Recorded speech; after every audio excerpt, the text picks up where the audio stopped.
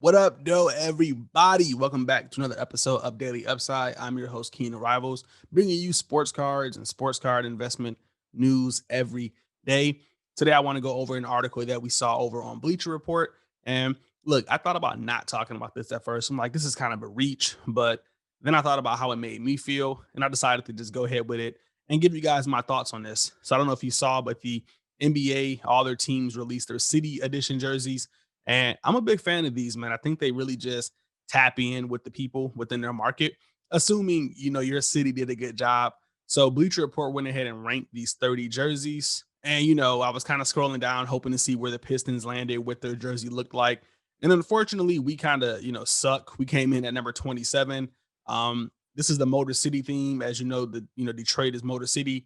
And, what Bleacher Report was saying, like, hey, they should have highlighted maybe like some food or some music and kind of made it a little more modern. Detroit really isn't the Motor City anymore. We're not pushing out Teslas here. But I couldn't help but like scroll down and think like, man, this is really going to tap into some people. Like if you're from Golden State, you might tap in with this Oakland jersey. There's a lot of nostalgia, and if you're from Toronto, you might rock with that black and gold, that Drake edition. And I think the more things we can do to get people interested in basketball, the better. And again, initially I wasn't going to talk about this. I'm like, this is kind of a reach. This has nothing to do with sports cards. And it really doesn't, but it does have something to do with basketball. And if we can get people interested in basketball, then they'll eventually get interested in sports cards. And the NBA is doing a really good job at just touching people and then reaching them. And I think that's going to bode well for us as investors. So, I thought about picking one of these up for myself. And I could just imagine, like, I think number 3 was the Memphis Grizzlies. Memphis always has a 6-6 jersey. Their jersey's really nice. That might push for more Ja Morant jersey sales. That might push for more Ja Morant fandom.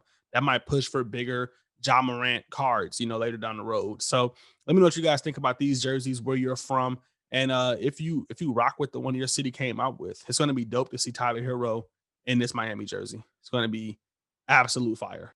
Anyway, let's get into some NBA news. I was looking at some auctions that ended yesterday, and I noticed that Trey Young kind of took a dip. I mean, for a little bit, his Prism Silver was going for about 31, 3,200, and now we kind of see him going for 28. Obviously, this is kind of like a one-time auction. They may go back up, but it looks like some people are starting to sell, which is something we're going to talk about next week. If you should be selling your cards right now, I'll get a little more into that to kind of let you guys know what my thoughts are. But yeah, it wasn't just his Prism Silver. We also seen his optic took a dip. It's a kind of a big dip. I mean, these are going for like 370, I want to say, and now it's at 305. So, a lot of people just didn't bid on it. I'm not really sure why or what the vibe was, but maybe people are starting to sell their Trey Young and cash in on some profits. Rightfully so. I think I have moved a few of mine, during kind of like the peak. Obviously held some too, hoping that he balls out. But yeah, so a lot of these, available cards have been going down, but on the flip side, what we've seen was that some of his serial number cards are shooting upwards in price. So you see his Revolution here, BGS 9.5. This is the Chinese New Year, has like this camo kind of print in the background, and it's serial number to 88. BGS 9.5 sold for $760. I could be wrong, but I think the PSA 10 of this last sold for 550. So to see a BGS sell for 760 obviously puts a lot of positivity on his cards. Yes, these kind of common cards, and it sucks to call that Prism Silver a common card, but it's rare, but it's common. And the optic and things like that, they're kind of on a downwards trend right now, but his rare cards are still pushing up. And this is why we kept talking about serial number cards and why they're a play.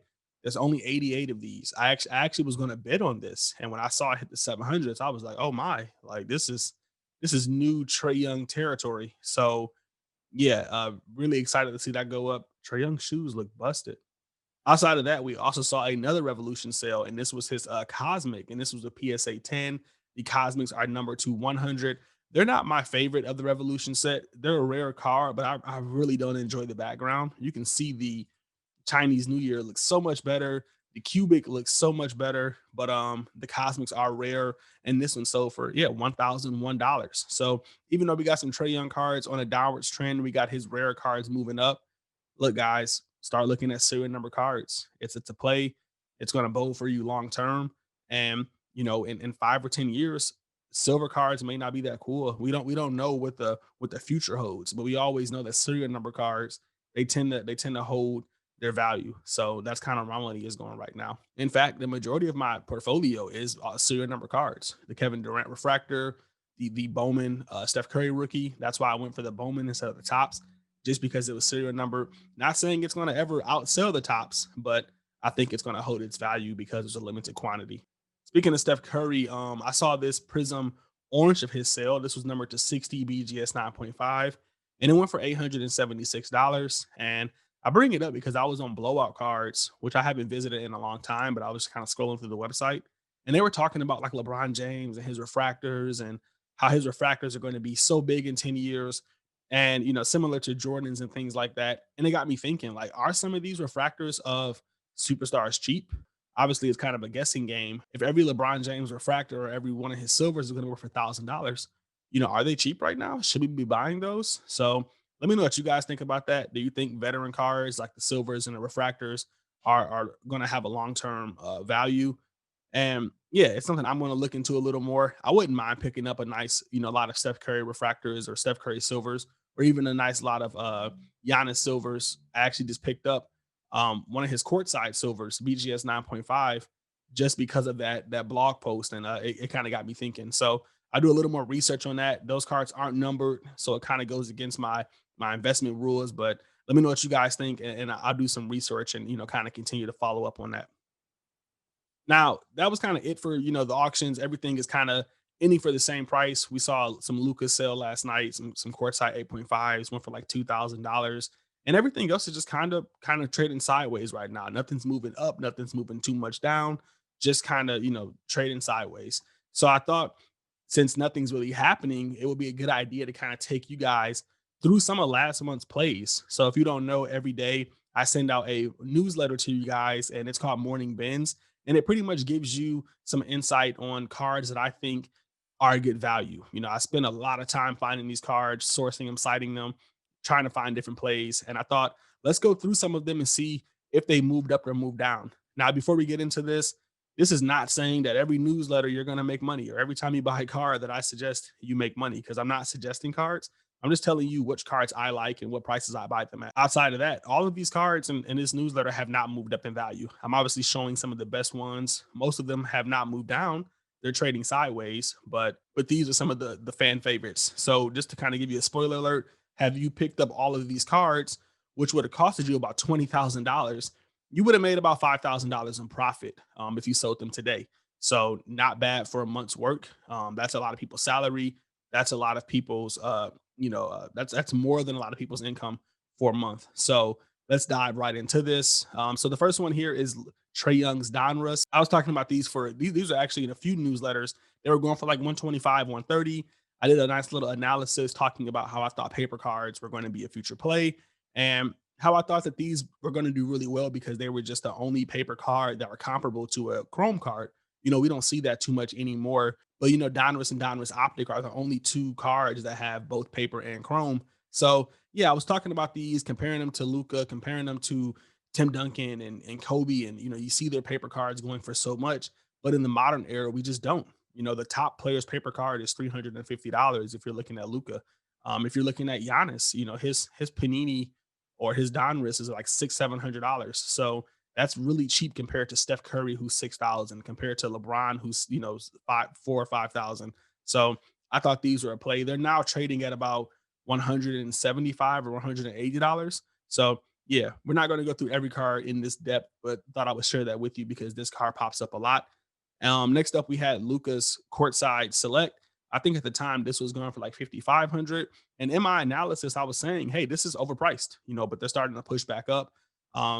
I started talking about Giannis's Prism and how it sold for 6,000 during its prime, and how Luca could easily pass that. And now we see this card trending at about $6,500. Last but not least, we had this top variation. It was at the last one had one for 32.50. In this particular auction, it was $23. These are trading at about $25 now, so not too much of a big jump, but we still provided some analysis on it. How these are a lot harder to pull than the tops card that you guys see a lot, the white bordered Durant.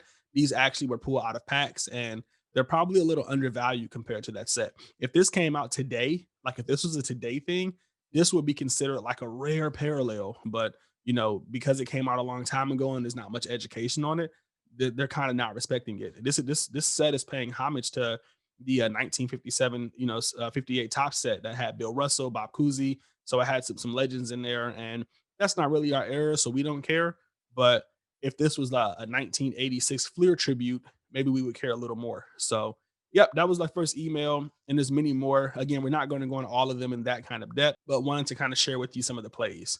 So in this one came out November 3rd.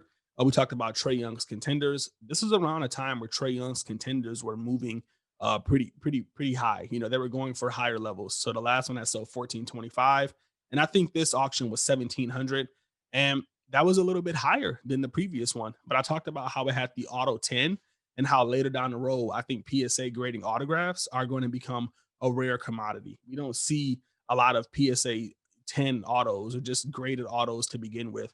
So this one was 1700. Now it's trending towards 2250. So you would have made about $500 had you had picked up that play.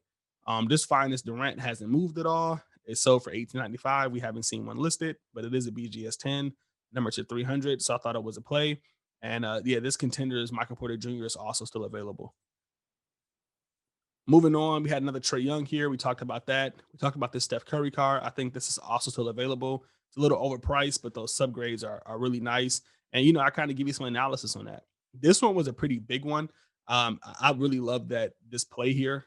This was a 33 card lot of Trae Young. And I broke down all the math for you guys in the analysis. And I pretty much said, hey, if you buy this lot, you're paying about $775 or $24 per card over in terms of like market value. So the market value for these cards are like $500, I want to say. And I think, if you did the math on these, they were going for like 525. So a lot of people didn't like that. They didn't want to pay that extra $775. And what I was trying to explain was like paying an extra $775 for this lot saves you so much time. And I was trying to explain that if you tried to buy 33 Trae Young cards on the open market, you're probably going to push the price of Trae Young up anyway. So why not buy this lot? So yeah, at the time of this lot would have costed you $10,500.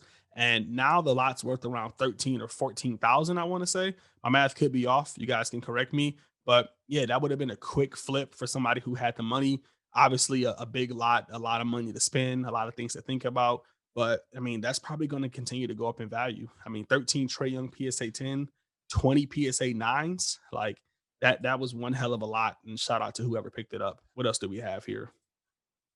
We had that Finest again because nobody bought it. We talked about this Trae Young Optic Hollow. I thought I had a really good analysis on this about how they were just super undervalued. I think they're going for about $550 now, but at the time, this auction was how much was it? Yep, 325. So whoever picked that up made a quick $200. We also had this select courtside PSA 10. We know these are going for $2,000 now. And I think this was again kind of during the hype of Trae Young. I think this one was listed for 1,500. Somebody hit the bin, and I just talked about how they're just rare, and they're probably going to keep going up. And luckily they did, because now they're going for about 2,000. So you would have made another $500 there. What else do we have here? This Stephen Curry actually went down in value. The last one sold for 325.